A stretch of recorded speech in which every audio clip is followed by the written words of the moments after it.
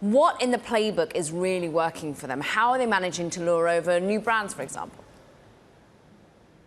Well, they're brilliant results. Walmart's certainly gaining share, and at Teikametrics, we're using AI to optimize for the largest share of brands selling on Walmart.com. And we've got billions of dollars of data, so we knew these results would be good.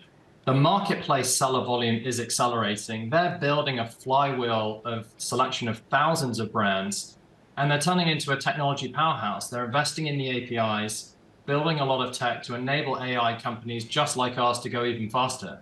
And I think that's a big part of it, the technology. We kick off the show, right, Caro? Bloomberg Technology, and we start talking about Walmart, and some of the audience out there going, Walmart, what are you talking about? But e-commerce, advertising, and Alasdair's just brought in AI. Alasdair, what's your read on how competent Walmart is in those fields relative to Amazon? Because in the context of ads or AI, we've been talking about Amazon for a while. Walmart, it's a newer conversation. Well, they're doing very, very well. They're investing a ton. Seth Dallaire is the CRO over at Walmart, and the Walmart Connect segment, that's the Walmart ads business, is really growing leaps and bounds in terms of the technology and the investment. And they're really moving very quickly, very, very quickly. It's interesting as well, Caro, consumers in this equation. Why e-commerce jump in the quarter? 24% is a big move.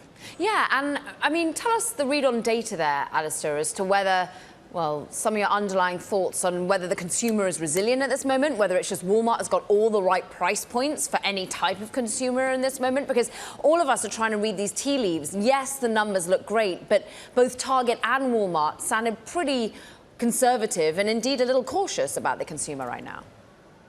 Yeah, I think one of the most interesting things of the data we see is the change in the Walmart consumer. I think there's this stigma that maybe Walmart is all about older shoppers or traditional shoppers, but the growth in the modern, younger consumer that's opening up their wallets, they've got one of the fastest growing apps on the mobile side of things. And there's a really, really big play around omni-channel. The fact that Walmart.com can really do things that other marketplaces cannot is really, really powerful. And they can connect the dots between online and offline. And that's what every brand wants, that omni-channel play.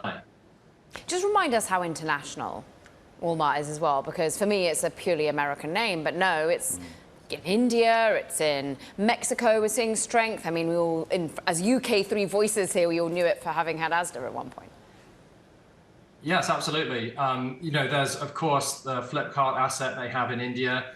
I think what is very, very interesting from an international perspective is their focus on recruiting and acquiring those marketplace sellers from overseas to sell into Walmart.com. That was one of the biggest drivers of Amazon's success in its marketplace, the flywheel of sellers. So we're seeing Walmart doing a lot globally, attracting brands from overseas, very, very similar to the Amazon playbook, and it is certainly working. Alasdair, if you're an advertiser, why is Walmart an attractive option relative to any other e-commerce name?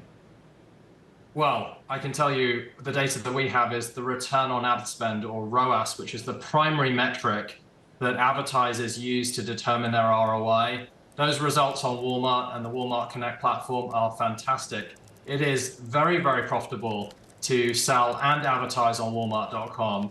And really, that's what's attracting more and more of sellers coming over. It's less competitive, it's more of a greenfield.